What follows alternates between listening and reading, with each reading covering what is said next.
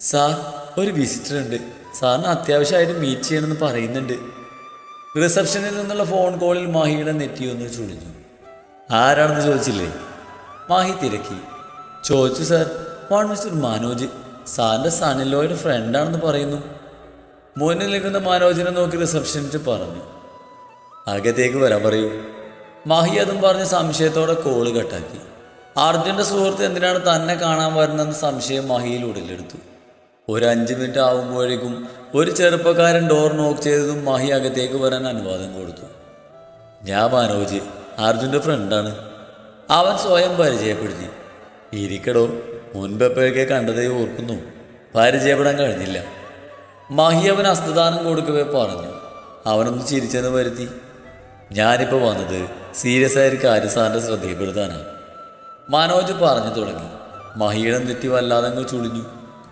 അർജുൻ്റെ പെങ്ങൾക്ക് ഒരു പ്രപ്പോസൽ വന്ന കാര്യം അറിഞ്ഞു കാണുമല്ലോ. മനോജ് തിരക്കി. മാഹി തലയാട്ടി. പെണ്ണുകാലിന് മുന്നേ നാട്ടിലേക്ക് വരണമെന്ന് തീരുമാനിച്ചിരുന്നത് അവൻ. പക്ഷേ ഇപ്പം പറയുന്നു അവൻ വരുന്നില്ലെന്ന്. മനോജ് പറഞ്ഞു. അതെന്ത് പറ്റിയടോ? കല്യാണം കഴിഞ്ഞുകൊണ്ട് പോയതല്ലേ അവൻ. ഇപ്പോൾ വർഷം 2 ആവുന്നില്ലേ? മാഹിക്കു സംശയം. അതെന്ത് പറ്റിയെന്ന് സാറ് മകളോട് തന്നെ ചോദിച്ചു നോക്ക്. സാറിൻ്റെ മകൾ കാരണം അവൻ ലീവിന് പോലും വരാതെ വല്ല നാട്ടിലും കിടക്കുന്നത്. മനോജിൻ്റെ സ്വരത്തിൽ അനിഷ്ടം കലർന്നു.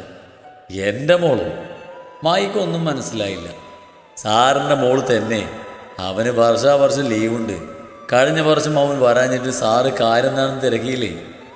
മനോജ് ചോദിച്ചു. ഞാൻ അർജുനെ വിളിച്ചിരുന്നു. എന്തൊക്കെയോ തിരക്കുകളാണെന്ന് മാത്രം പറഞ്ഞു.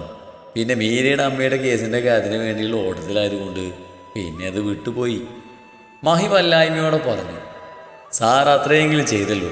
പക്ഷേ അവൻ്റെ ഭാര്യ ആ മര്യാദ പോലും കാണിച്ചില്ല. വരാൻ വിളിക്കാത്തത് പോട്ടെ, എന്തുകൊണ്ടാണ് വരാത്തതെന്നൊന്ന് അന്വേഷിക്കലും വേണ്ടേ? മനോജ് ചോദിക്കുന്നത് കേട്ട് മാഹി സംശയത്തോടെ അവൻ നോക്കി. അവൾ അവനെ വിളിക്കാറില്ല, അന്വേഷിക്കാറില്ല.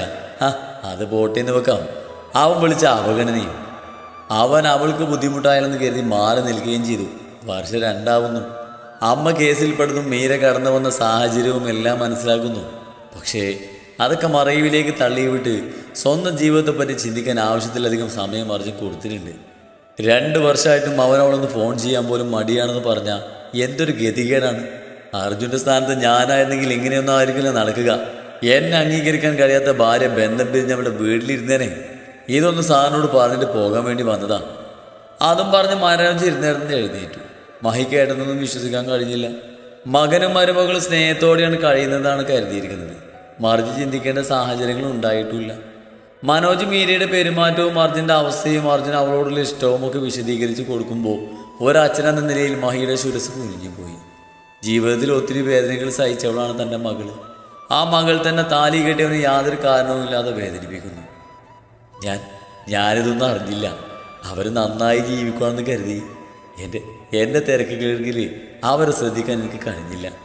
മീരയോട് ഞാൻ സംസാരിക്കാം. അവൾ അറിഞ്ഞുകൊണ്ട് ചെയ്യുന്നതായിരിക്കില്ല. മഹി ദൈന്യതയോടെ പറഞ്ഞു. പിന്നെ ഇതൊക്കെ അറിയാതെ ചെയ്യുന്നതാണ് സർ. ഏറെക്കാലം കഴിഞ്ഞ് കിട്ടിയ മകളോട് ഒരുപാട് സ്നേഹം ഉണ്ടാവുമെന്ന് അറിയാം.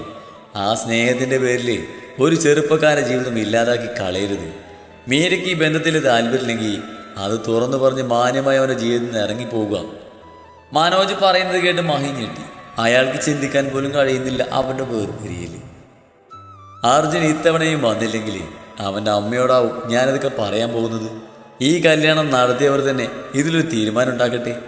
ഇതൊക്കെ സാറിൻ്റെ മകളോട് നേരിട്ട് പറയണമെന്ന് കരുതിയാണ് വന്നത്. പക്ഷേ ഭർത്താവിന് വില കൊടുക്കാത്ത സാറിൻ്റെ മകള് ഭർത്താവിൻ്റെ കൂട്ടുകാരൻ്റെ വാക്ക് ചെവിക്കൊള്ളണമെന്നില്ല. അതുകൊണ്ട് ഉത്തരവാദിത്തപ്പെട്ടവർ അറിയിക്കുന്നു. അല്ലാതെ അർജുനായിട്ട് ഇതിനൊരു പരിഹാരം കാണില്ല. ശരിയെന്നാ.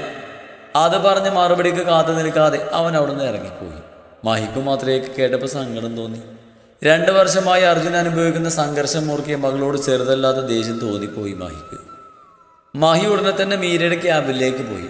ടേബിളിലിരുന്ന ഫയലിൽ കണ്ണു നട്ടിരുന്ന മീര മഹി ഡോറ് തുറന്ന ശബ്ദം കേട്ട് തലയിട്ട് നോക്കി. അച്ഛനെ കാണുന്നതും അവൾ എന്താണെന്ന മട്ടിൽ എണീറ്റ് നിന്നു. മഹി ധൃതിയിൽ കയറി വന്ന് അവൾക്കെതിരെയുള്ള ചെയറിൽ ഇരിപ്പുറപ്പിച്ചു. മീരെ, അർജുൻ നാട്ടിലേക്ക് വരുന്നുണ്ടോ? ആരുടെയും അർജുൻ വരുമെന്ന് മറ്റോ പറഞ്ഞിരുന്നു. അവൻ എന്നാ വരുന്നേ? മഹി തിരുക്കി. മീര കുറച്ചു നേരം മറുപടിയില്ലാതെ അച്ഛനെ നോക്കി നിന്നു. മീരെ, മാഹി വിളിച്ചു. അർജുൻ എന്നാ വരുന്നതെന്ന് മാഹി ചോദ്യം ആവർത്തിച്ചു. അറിയില്ല ചാ, അവൾ ടേബിളിൽ നകത്താൽ കോരിക്കൊണ്ട് പറഞ്ഞു. അറിയില്ലെന്നോ? മാഹിയുടെ കണ്ണുകൾ ചുരുങ്ങി. എന്നോടൊന്നും പറഞ്ഞില്ല, അവൾ പെട്ടെന്ന് പറഞ്ഞു. അതെന്താ അവൻ നിന്നോട് പറയാത്തത്? മാഹി വീണ്ടും ചോദിച്ചു. എനിക്കറിയില്ല ചാ, അവൾ മാഹിയുടെ മുഖത്തേക്ക് നോക്കാതെ പറഞ്ഞു. നീ ചോദിച്ചതുമില്ലേ? മാഹിയുടെ ചോദ്യങ്ങൾക്ക് മുന്നിൽ പതറിയതുപോലെ അവൾ നിന്ന് വിയർത്തു. ഇല്ല. അവളുടെ ശബ്ദം നന്നേ നേർത്തു പോയി.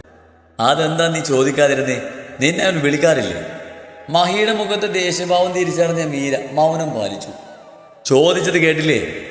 മാഹിയുടെ ശബ്ദം ഉയർന്നു. മീര ഞെട്ടിലോടെ മുഖം ഉയർത്തി നോക്കി. വിളിക്കാറുണ്ട്, മീര വിക്കലോട് പറഞ്ഞു. വിളിക്കാറുണ്ട്, പക്ഷേ എൻ്റെ മോൾക്ക് അവനോട് സംസാരിക്കാൻ സൗകര്യമില്ലായിരുന്നു അല്ലേ? അച്ഛൻ്റെ പുച്ഛത്തോടെയുള്ള ചോദ്യത്തിന് മുന്നിൽ തല നിവർത്തി നിൽക്കാൻ അവൾക്ക് കഴിഞ്ഞില്ല. അപ്പൊ കേട്ടതൊക്കെ സത്യം തന്നെയാണല്ലേ? മാഹി ദേഷ്യത്തോട് അവളോട് പറഞ്ഞു. മീര കണ്ണുകൾ ഉയർത്തി അച്ഛനെ നോക്കി. നോക്കണ്ട, അർജുൻ എന്നോടൊന്നും പറഞ്ഞിട്ടില്ല. ഇന്ന് അവൻ്റെ ഫ്രണ്ട് എന്നെ കാണാൻ വന്നിരുന്നു. നീ കാരണം അർജുൻ നാട്ടിലേക്ക് പോലും വരാത്തതെന്ന്. അത് കേട്ടപ്പോൾ എനിക്ക് എന്താ തോന്നിയെന്ന് അറിയോ? ആ പയ്യൻ്റെ മുഖത്ത് പോലും നോക്കാൻ പറ്റിയില്ല എനിക്ക്. നിന്നെ ഓർത്ത് ഞാൻ ഒത്തിരി അഹങ്കരിച്ചിരുന്നു മോളെ. പക്ഷേ സ്നേഹിക്കുന്നവരെ നോവിക്കാൻ അറിയുന്ന മകളാണ് എനിക്കുള്ളതെന്ന് ഞാൻ അറിയാതെ പോയി. മാഹി മനസ്സിലുള്ള വിഷമം വാക്കുകളിലൂടെ തീർക്കാൻ നോക്കുകയാണ്. മീരയുടെ കണ്ണുകൾ നീറി. കഴിഞ്ഞ വർഷം ലീവ് കിട്ടിയിട്ട് നാട്ടിലേക്ക് വരാതിരുന്നത് നിന്നെ ബുദ്ധിമുട്ടിക്കാതിരിക്കാനായിരുന്നത്ര. അവനവൻ്റെ വീട്ടിൽ വരുന്നതിന് നിനക്കെന്തിനാ ബുദ്ധിമുട്ട്? അവൻ്റെ അമ്മയെയും പെങ്ങളെയും കാണണ്ടേ? അങ്ങനെയെങ്കിലും സന്തോഷിക്കണ്ടേ? നിന്നെ പേടിച്ച് അവൻ അന്യനാട്ടിൽ കഴിയണമെന്നാണോ? മാഹിയുടെ വാക്കുകളുടെ ഗതി മാറി. അത്രത്തോളം ദേഷ്യം തോന്നി മാഹിക്ക്. രാജാവൾക്ക് വേണ്ടി ചെയ്ത ഉപകാരങ്ങൾക്ക് കയ്യും കണക്കുമില്ല. എന്നിട്ടും അവൻ്റെ മകനോടാണ് തൻ്റെ മകൾ ഇത്രയും വലിയ നെറുകേട് കാണിക്കുന്നത്. അച്ഛ, ഞാൻ അതിനങ്ങനെയൊന്നും പറഞ്ഞിട്ടില്ല അച്ഛ, സത്യമായിട്ടും. വേണ്ട, ഒന്നും പറയണ്ട. നിനക്ക് താല്പര്യമില്ലായിരുന്നെങ്കിൽ ആദ്യമേ അതങ്ങ് തുറന്ന് പറയാമായിരുന്നില്ലേ? നിർബന്ധിച്ചപ്പോൾ നീ നിന്റെ സ്റ്റാൻഡിൽ ഉറച്ചു നിൽക്കണമായിരുന്നു. കടപ്പാട് മണ്ണാങ്കട്ട എന്നൊക്കെ പറഞ്ഞ് അവനെ കോമാളിയാക്കേണ്ട കാര്യമില്ലായിരുന്നു. അംഗീകരിക്കാൻ പറ്റില്ലെങ്കിൽ പിന്നെ എന്തിനായിരുന്നു ഈ വിവാഹം? രാജാഗ്രഹിച്ചത് പേരിന് വേണ്ടി ഒരു മരുമകളെയല്ല, അവൻ്റെ മകന് താങ്ങും തണലുമായി അവനെ സ്നേഹിക്കാൻ കഴിവുള്ള ഒരു മകളെയാണ്. അല്ലാതെ അവൻ്റെ സന്തോഷങ്ങളെ തല്ലിക്കെടുത്തുന്ന അവൻ അവഗണിക്കുന്ന ഭാര്യയല്ല. അതോർത്താ നന്ന്. മാഹിയുടെ ശബ്ദത്തിനൊട്ടും മായുണ്ടായിരുന്നില്ല. അതോ ഇട്ടുമൂടാനുള്ള സ്വത്ത് കയ്യിൽ വന്നപ്പോൾ ബാക്കിയുള്ളവരൊക്കെ നിനക്ക് താഴെയാണെന്നൊരു ചിന്ത വന്നോ? അഹങ്കാരം തലക്ക് പിടിച്ചോ? മാഹി ആദ്യമായാണ് മകൾ എത്രത്തോളം ശാസിക്കുന്നത്, കുറ്റപ്പെടുത്തുന്നത്. അതുകൊണ്ട് വീങ്ങിപ്പൊട്ടിയാണ് മീരയുടെ നിൽപ്പ്. ആ വരുണൊരു നാടകം കളിച്ചപ്പോൾ അവർ താങ്ങാവാനും തണലാവാനും എന്ത് ഉത്സാഹമായിരുന്നു, എന്ത് ആത്മാർത്ഥതയായിരുന്നു. അതിൻ്റെ പകുതി ആത്മാർത്ഥതയെങ്കിലും താലി കെട്ടി കൂടെ കൂടിയവനാണ് ആവാ മീരെ. ഏതോ നാട്ടിൽ നിന്ന് ജോലിയും കഴിഞ്ഞ് തളർന്നു വന്ന് കിട്ടുന്ന സമയത്ത് ഭാര്യയോട് 2 വാക്ക് മിണ്ടാൻ വേണ്ടി അവൻ വിളിക്കുമ്പോൾ അവൾ അവഗണിക്കുന്നു. അത്രക്കൊക്കെ വളർന്നോ മീര നീ? മാഹിയുടെ ഒച്ച ഉയർന്നു. സ്റ്റാഫൊക്കെ അവരെ ശ്രദ്ധിക്കാൻ തുടങ്ങി. നീയൊന്ന് അവനെ പറ്റി ചിന്തിച്ച് നോക്ക്. ഈ അവഗണന നിനക്കാ ഉണ്ടായതെങ്കിലോ? ഒന്ന് ആലോചിച്ച് നോക്ക്. ആരോടും ഒരു പരാതിയും ഇല്ലാതെ ആ പാവം. മാഹി ഒന്ന് വിശ്വസിച്ചു. കല്യാണം കഴിഞ്ഞതോടെ എല്ലാം കഴിഞ്ഞെന്ന് ചിന്തിച്ച് ഞാൻ നിങ്ങളുടെ വഴിക്ക് വിട്ടു. ഒന്നും അന്വേഷിച്ചില്ല. അതാ എനിക്ക് പറ്റിയ തെറ്റ്. 2 വർഷം കഴിഞ്ഞിട്ട് മറ്റൊരാൾ പറഞ്ഞ് അറിയേണ്ടി വന്നു മകളുടെ ജീവിതത്തിലെ പ്രശ്നങ്ങൾ. ഇനിയും ആ പയ്യനോട് നെറുകേട് കാണിക്കാൻ വയ്യ. അർജുനൊരു ലൈഫുണ്ട്. അത് എൻ്റെ മകളുടെ തോന്നിവാസത്തിന് ഇല്ലാതാക്കാനുള്ളതല്ല. നിനക്ക് ഒത്തുപോകാൻ കഴിയില്ലെങ്കിൽ സെപ്പറേറ്റ് ആവുന്നത് നല്ലത്. ആ പയ്യനെങ്കിലും സന്തോഷത്തോടെ ജീവിച്ചോട്ടെ. അവനോട് ഞാൻ വരാൻ പറയുന്നുണ്ട്. വന്നാലുടൻ സംസാരിച്ചൊരു തീരുമാനം എടുക്കാം. അരുണിമയോട് തൽക്കാലം ഒന്നും പറയണ്ട. അർജുൻ വന്നിട്ട് അവൻ പറഞ്ഞ് മനസ്സിലാക്കട്ടെ. രാജി ചെയ്ത ത്യാഗത്തിന് എൻ്റെ മോൾ ഇത്രയും വലിയൊരു കൂലി കൊടുത്ത കാര്യം ഇപ്പോഴേ അറിയണ്ട. അവരുടെ സന്തോഷം കൂടി കളയണ്ട. ഉച്ചത്തോടെ പറഞ്ഞുകൊണ്ട് രാജണീറ്റ് അവിടുന്ന് പോയി കളഞ്ഞു. അതോടെ മീര ചേറിൽ തളർന്നിരുന്നു. കണ്ണുകൾ നിറഞ്ഞൊഴുകി. ഒരു വേർപിരിയിൽ ഒരിക്കലും അവൾ ആഗ്രഹിച്ചിരുന്നില്ല. അർജുനെ താൻ യോജിച്ചവളല്ല എന്നൊരു അപകർഷതാബോധം 2 വർഷം കൊണ്ട് അവളുടെ ഉള്ളിൽ കിടന്ന് വളർന്ന് പന്തലിച്ചിരുന്നു. അപ്പോൾ അവൾ അവളെപ്പറ്റി മാത്രമേ ചിന്തിച്ചുള്ളൂ. എതിർവശത്തുള്ളവൻ്റെ മനസ്സറിയാൻ അവൾ ശ്രമിച്ചില്ല. തൻ്റെ അവഗണന ആ മനസ്സിനെ മുറിവേൽപ്പിക്കുമെന്നൊന്നും അവൾ ഓർത്തില്ല. മാഹി എല്ലാം തീരുമാനിച്ചുറപ്പിച്ചിട്ടാണ് പോയിരിക്കുന്നത്. അതോർക്കവേ അവളുടെ കണ്ണുകൾ നിറഞ്ഞൊഴി. അർജുനുമായി അടുത്താൽ അവന് മുന്നിൽ മനസ്സും ശരീരവും സമർപ്പിക്കേണ്ടി വരും. അന്ന് തൻ്റെ ഭൂതകാലം അവനിലൊരു അനിഷ്ടമുണ്ടാക്കുമോ എന്നവൾ ഭയന്നിരുന്നു. പിന്നെ ആവശ്യമില്ലാത്ത കോംപ്ലക്സും കുറെ അനാവശ്യ ചിന്തകളും. അവൾ പലപ്പോഴും അർജുനുമായി സ്വയം താരതമ്യം ചെയ്തു നോക്കും. തങ്ങൾക്കിടയിലെ ചേർച്ചക്കുറവുകൾ കണ്ടെത്തി സ്വയം വേദനിക്കുക അവളുടെ പതിവാണ്. രാജനെ ഓർത്ത് എടുത്തു ചാടിയത് തെറ്റായി പോയെന്ന് പിന്നീട് അവൾ ചിന്തിക്കുമാറുണ്ടായിരുന്നു. ഇപ്പോൾ അതിനേക്കാളൊക്കെ അവളെ വേദനിപ്പിക്കുന്നത് മഹിയുടെ വാക്കുകളാണ്. അച്ഛൻ പറഞ്ഞതുപോലെ അവൾ ആദ്യമായി അർജുൻ്റെ സ്ഥാനത്ത് നിന്നൊന്ന് ചിന്തിച്ചു നോക്കി. ചിന്തകൾക്കൊടുവിൽ അവളുടെ കണ്ണുകൾ നിറഞ്ഞൊഴുകുക തന്നെ ചെയ്തു. അന്നത്തെ ഡ്യൂട്ടി കഴിഞ്ഞ് തിരികെ ഫ്ലാറ്റിലേക്ക് വരുമ്പോഴാണ് മഹിയുടെ മിസ്ഡ് കോൾ കാണുന്നത് അർജുൻ. അവൻ അപ്പോൾ തന്നെ തിരിച്ചു വിളിച്ചു. എന്താ നിങ്ങളെ വിളിച്ചത്? കുറച്ച് തിരക്കിലായിരുന്നു, ഇപ്പോഴാണ് കയറി വന്നത്. അറ്റൻഡ് ആയ ഉടനെ അർജുൻ പറഞ്ഞു.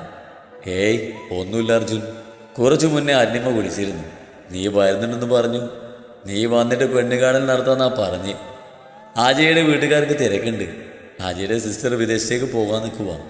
അതിനു മുന്നേ വിവാഹം നടത്തണമെന്ന് അവർക്ക്. നീ വന്നിട്ട് മതി പെണ്ണ് കാണണമെന്നാ നിന്റെ അമ്മ പറഞ്ഞേക്കുന്നേ. അപ്പോൾ എത്രയും പെട്ടെന്ന് ഇങ്ങോട്ട് പോരാൻ നോക്ക്.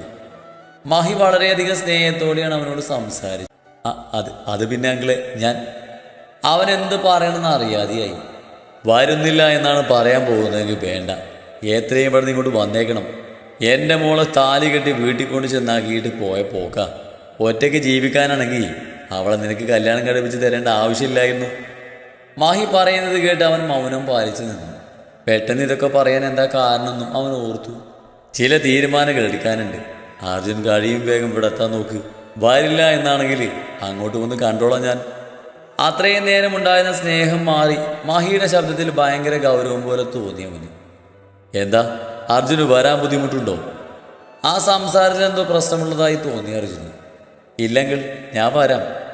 അവൻ സമ്മതിച്ചതോടെ ഇത്തിരി നേരം അവൻ്റെ വിശേഷങ്ങളൊക്കെ തിരക്കി മഹി ഫോൺ വെച്ചു. മഹി എന്തിനാവും തന്നെ വിളിക്കുന്നതെന്ന ചിന്തയായി. പിന്നീട് വീട്ടിൽ വിളിച്ചു നോക്കിയെങ്കിലും അമ്മ പ്രത്യേകിച്ചൊന്നും പറഞ്ഞില്ല. അവൻ അങ്ങോട്ട് ചോദിച്ച് വെറുതെ ഒരു കൺഫ്യൂഷൻ ഉണ്ടാക്കാനും തോന്നിയില്ല. മനോജിൻ്റെ ഭീഷണിയിലാണോ മഹിയുടെ ആവശ്യം കേട്ടിട്ടാണോ എന്തോ അവൻ മനസ്സ് മാറി പോകാൻ തന്നെ തീരുമാനിച്ചു. 3-ാം ദിവസം സന്ധ്യയോടെയാണ് അർജുൻ റെയിൽവേ സ്റ്റേഷനിൽ എത്തിയത്. മനോജും മറ്റു ഫ്രണ്ട്സുമാണ് അവനെ കൂട്ടാൻ പോയത്. ഫ്രണ്ട്സിൻ്റെ നിർബന്ധത്തിൽ ഒരു കറക്കവും കഴിഞ്ഞ് രാത്രിയായി അവൻ വീട്ടിൽ വന്ന് കയറുമ്പോൾ അവനെ കണ്ടതോ അല്ലെങ്കിൽ ഓടിച്ചെന്ന് അവനെ കെട്ടിപ്പിടിച്ചു. നാളുകളെ ഏറിയായി മകനെ കണ്ടിട്ട് ഒരു തേങ്ങലോട് അരുമാനോ നെഞ്ചിലേക്ക് ചാഞ്ഞു. കുറച്ചൊന്നും മെരിഞ്ഞ് ഇത്തിരി നിറം വെച്ച് തൊടുത്തിട്ടുണ്ട്. വേറെ മാറ്റങ്ങളൊന്നുമില്ല അവന്. കൃതിയും ചെന്ന് അവൻ്റെ നെഞ്ചിൽ ചാഞ്ഞു. രണ്ടുപേരെയും ഒന്ന് മുറുകെ പിടിച്ച് അവൻ അവൻ്റെ സന്തോഷം പ്രകടിപ്പിച്ചു. അമ്മയുടെ പരാതികൾ കേൾക്കുന്നുണ്ടെങ്കിലും അവൻ്റെ കണ്ണുകൾ മറ്റൊരു തേടുകയായിരുന്നു. അവൾ അവിടെയെങ്കിലും കാണാതായപ്പോൾ അവൻ്റെ മുഖമൊന്നും മങ്ങി. നല്ലൊരു കറക്കം കഴിഞ്ഞ ലക്ഷണം ഉണ്ടല്ലോ.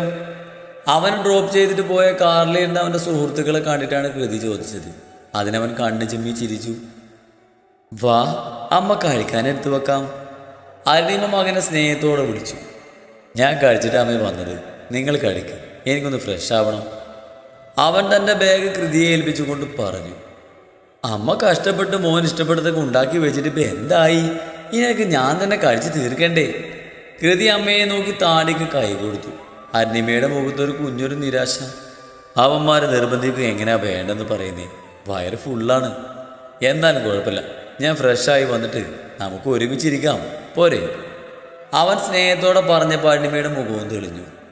അല്ല, മീര എവിടെ? കണ്ടില്ലല്ലോ. ഇത്രയും നേരമായിട്ടും അവളെ കാണാതെ വന്നതോടെ അവൻ തിരക്കി. മുറിയിലുണ്ടടാ. ആ കൊച്ചിന് എന്ത് പറ്റിയെന്ന് അറിയില്ല. ഞാൻ ഓഫീസിൽ നിന്ന് വന്നപ്പോൾ തൊട്ട് ആകെ ഒരു മാറ്റം പോലെ. 2 ദിവസമായിട്ട് ഓഫീസിലും പോകുന്നില്ല. ഞങ്ങളോട് പോലും അധികം സംസാരമില്ല. ചോദിച്ചിട്ടൊന്നും പറയുന്നില്ല. ചിലപ്പോൾ ഒറ്റയ്ക്ക് ഇരുന്ന് കണ്ണു നിൽക്കുന്നത് കാണാം. അത് കാണുമ്പോൾ ഒരു സമാധാനവും ഇല്ല. ഞാനിവളും മാറി മാറി ചോദിച്ചു, ഒന്നും പറയുന്നില്ല. മാഹിയേട്ടനോട് ചോദിച്ചപ്പോൾ പുള്ളിക്കും അറിയില്ലെന്ന്. നിങ്ങൾ തമ്മിൽ എന്തെങ്കിലും? അരുണിമ ആശങ്കയോടെ തിരക്കി. അതോടെ അർജുനൻ നെഞ്ചിലൊരു കല്ല് കയറ്റി വെച്ചതുപോലെയായി. താൻ വരുമെന്ന് അറിഞ്ഞപ്പോൾ തൊട്ടാണോ അവൾക്ക് ഈ മാറ്റമെന്ന് അവൻ്റെ സംശയം. അന്ന് അരുണിമയോട് വരുന്ന കാര്യം പറഞ്ഞതും അവളുടെ നിൽപ്പം ഓർത്തുകൊണ്ട് വിങ്ങുന്ന മനസ്സുമായി അവൻ കൃതിയുടെ കയ്യിൽ നിന്ന് ബാഗ് വാങ്ങി ഒന്നും മിണ്ടാതെ സ്റ്റയർ കയറി. മീരയാകെ ഭ്രാന്ത് പിടിച്ചിരിക്കുകയായിരുന്നു. 2 ദിവസമായി അനുഭവിക്കുന്ന മാനസിക സംഘർഷം അവൾക്ക് താങ്ങാൻ കഴിയുന്നില്ല. മാഹിയുടെ കുറ്റപ്പെടുത്തലും ശകാരവും ഉപദേശവും 2 ദിവസമായിട്ട് തീർന്നിട്ടില്ല. താൻ നിസ്സാരമായി കണ്ട തൻ്റെ പ്രവൃത്തികൾ മറ്റൊരാൾ എത്രത്തോളം ബാധിക്കുമെന്ന തിരിച്ചറിവുണ്ടായപ്പോൾ അവൾക്ക് സങ്കടം തോന്നി. ഫോണിലൂടെയുള്ള മാഹിയുടെ കുറ്റപ്പെടുത്തലൊക്കെ മിണ്ടാതെ കേട്ടിരിക്കുകയായിരുന്നു അവൾ. അർജുൻ വന്നാലുടൻ ബന്ധം വേർപെടുത്തുമെന്ന് വീണ്ടും വീണ്ടും ഓർമ്മിച്ചുകൊണ്ടാണ് മാഹി ഫോൺ കോൾ അവസാനിപ്പിച്ചത്. ഫോൺ ബെഡിലേക്കിട്ട് മുഖം പൊത്തി കരയുമ്പോഴാണ് അർജുൻ വാതിൽക്കലിൽ വന്നു നിൽക്കുന്നത്. അവളുടെ കരച്ചിൽ കണ്ട് അവനെ നെഞ്ചും നീറി. ഇത് കാണാൻ വേണ്ടിയാണ് താൻ ഇങ്ങോട്ട് വന്നത്, വരേണ്ടിയിരുന്നില്ല എന്നവൻ ചിന്തിച്ചു പോയി. ആശ്വസിപ്പിക്കണമെന്നും അവൾ ആഗ്രഹിക്കും പോലെ ചെയ്തു കൊടുക്കണമെന്നൊക്കെ തോന്നിയെങ്കിലും അവളുടെ അടുത്തേക്ക് ചെല്ലാനോ മിണ്ടാനോ അവന് ധൈര്യപ്പെട്ടില്ല. അവനിങ്ങനെയുള്ള സാഹചര്യത്തിലൂടെ ഇതുവരെ കടന്നു പോയിട്ടില്ല. ബാഗ് ചെയറിൽ വെച്ച് കുറച്ചു നേരം എന്ത് വേണമെന്ന് അറിയാതെ അവൻ അവളെ നോക്കി നിന്നു. മീരേ. ഒടുക്കെ രണ്ടും കൽപ്പിച്ചവൻ അവളെ വിളിച്ചു. അവൾ ഞെട്ടിപ്പടിഞ്ഞ് എഴുന്നേറ്റ് നിന്നു. വേഗം കണ്ണുകൾ അമർത്തി തുറച്ചു. അവനെ കാണുമ്പോൾ അവളുടെ കണ്ണുകൾ വീണ്ടും നിറയുന്നു. കണ്ണും മനസ്സും ശരീരവും വല്ലാതെ നിറയുന്നു. കൺപോളകളും മുഖവും വീർത്ത് ചുവന്ന് വിങ്ങിയ കണ്ണുമായി നിൽക്കുന്നവളെ കണ്ട് അവനും പാവം തോന്നി, സഹതാപം തോന്നിപ്പോയവനെ. മീരെ, എന്താടോ, എന്തെങ്ങനെയൊക്കെ? എന്ത് ചോദിക്കണമെന്നോ പറയണമെന്നോ അറിയാതെ അവൻ പാതറി. എൻ്റെ പ്രസൻസ് തന്നെ ഇത്രത്തോളം വിഷമിപ്പിക്കുന്നുണ്ടോ? അതിന് മാത്രം തെറ്റ് എന്തെങ്കിലും എൻ്റെ ഭാഗത്തു നിന്നുണ്ടായോ? എനിക്കിതൊക്കെ കാണുമ്പോൾ എന്തോ പോലെ. താ സങ്കടപ്പെടണ്ട. കൃതിയുടെ കല്യാണം നടത്തി അടങ്ങുമെന്ന വാശിയില്ല അമ്മ. അവൾ സമ്മതിച്ചാൽ എൻ്റെ പെങ്ങളുടെ കല്യാണം കണ്ടിട്ട് ഉടനെ പോയിക്കോളാം ഞാൻ. അതുവരെ ഞാനൊരു ശല്യത്തിനും വരില്ല, ഉറപ്പ്. വാക്കുകളിലിടാതെ മുഖത്ത് നിഷ്കളങ്കത വരുത്തി കഷ്ടപ്പെട്ട് പറയുന്നവനെ കണ്ട് മീരയുടെ പിടിവിട്ടു പോയിരുന്നു. അവൾ പാഞ്ഞു വന്നവനെ കെട്ടിപ്പിടിച്ചു.